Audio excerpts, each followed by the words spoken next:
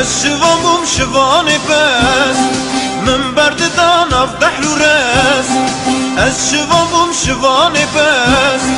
من برد داناف دحلو رس دما پس و دگر ما جزنگل ده هات خوش آواز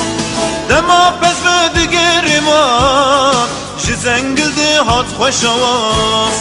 از غریبی ولا طمع از غریبی ولا طمع از غریبی ولا طمع دلو اینه چاپی و من از غریبی ولا طمع دلو اینه چاپی و من